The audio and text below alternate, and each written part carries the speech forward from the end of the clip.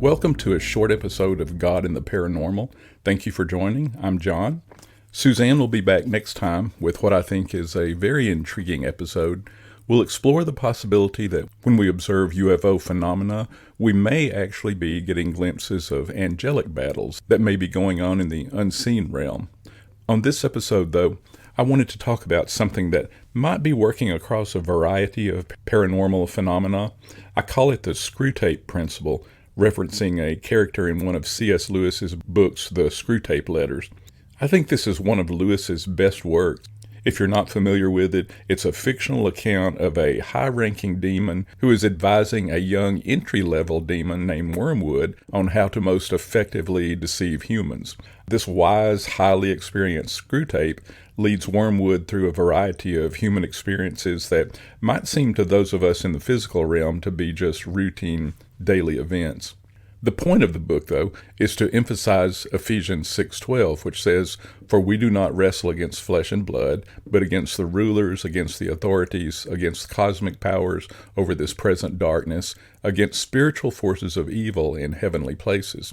Lewis's message, though, is that situations which seem random or coincidental are actually carefully planned strategies used by Satan and his demons to deceive humans, and that fallen spirits will do whatever it takes to accomplish their deceptions. That passage, Ephesians 6:12, is one that we use often on this podcast because we believe that truly paranormal phenomena, that small proportion of unexplained events, are probably the result of well-orchestrated demonic schemes. Now, what I call the Screwtape principle is the fact that fallen spirits, or demons if we want to call them that, aren't simply annoying little imps trying to make us have a bad day. As Scripture tells us, they are purposeful and totally intent on defeating us at all costs. And the key point is, they custom design their deceptions to fit our beliefs and expectations. So, if their target is a superstitious resident of an isolated Appalachian village, the spirits might use those superstitions to manifest some sort of paranormal vision of elves or wood nymphs or something. If their mark is a PhD biologist, though, demons may provide experiences with a strange, elusive cryptid that leaves empirical clues. Satan and his followers don't use one-size-fits-all tactics. They aren't stupid. They've had millennia to observe us, and they know what works. They know our individual weaknesses, our interests, and our propensities.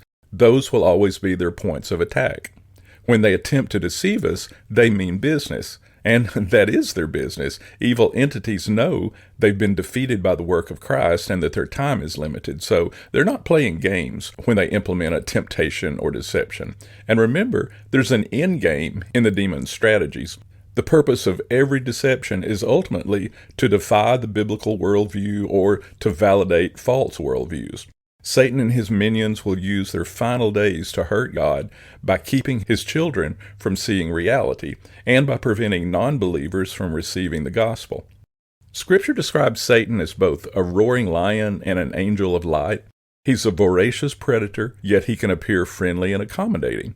I think we can assume his demons probably have the same traits. So, as an example, let's consider the typical ghost hunter experience we see on TV or videos. We typically have a team doing research in an old abandoned, allegedly haunted prison or insane asylum. They go with the expectation that the site is occupied by the departed souls of mistreated inmates or people who have died traumatically. They set up all their gadgets for allegedly detecting spirit energy, REM pods, EVP devices, SLS cameras, you name it. So, why would even a lazy, low-achiever demon not just jump on an opportunity like this to fulfill the researchers' wildest expectations? We know evil entities have some ability to alter our perceptions. They also may be able to manipulate matter and energy to some extent. We talked about that on episode 3. So, is it any wonder then that the researchers' instruments will register data or that they will catch fleeting glimpses of apparition? Someone feels a ghostly touch or a cold breeze. And since this is a highly orchestrated deception, is it unusual that no one ever gets the hard data needed for real verifiable proof? It's always some questionable voice or a vague sensation or a blurry photo. Fallen spirits know how to stealthily pushed to the edge without being identified. But it's always enough to change or support the experiencer's worldview. We detected a deceased person's spirit, so that stuff about heaven and hell must be wrong. Or, no way Jesus could be correct when he told the thief, "This day you will be with me in heaven." And it's the same situation with other paranormal encounters. We just saw a strange, shape-shifting skinwalker, so reality must be a lot different from what those Bible believers claim. Or, I know what I saw, and it was clearly an alien spacecraft, so we must not be alone in the universe. Why then do Christians still hang on to that old, outdated belief that humans are uniquely God's image bearers in this huge universe? Those who believe the biblical view of demons are often accused of giving interpretations that are too simplistic. But coming to the simplest conclusion shouldn't be equated with being simplistic. As Occam reminds us, it's logical to begin an investigation by presuming the simplest solutions. One of the enigmas in paranormal phenomena in general is the overwhelming diversity of experiences. Why would there be so many different descriptions of ETs? Why so many different ways that a ghost can manifest itself? Why do we have reports of almost every form of cryptid imaginable with an even more staggering number of behaviors? Why do paranormal observations so often match the observer's expectations?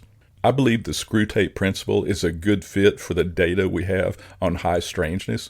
It also aligns very well with biblical truth revealed about the nature of the unseen world. We'll be considering the Screwtape principle with a variety of paranormal phenomena discussed in future episodes. If you would like to comment or ask questions, please send us an email at godintheparanormal@gmail.com. You can also get more information on our website, thinkingaboutthebible.com. If you found this podcast useful or interesting, please share it with others. You can find us on all major podcast platforms. Thanks for listening. We'll see you next time.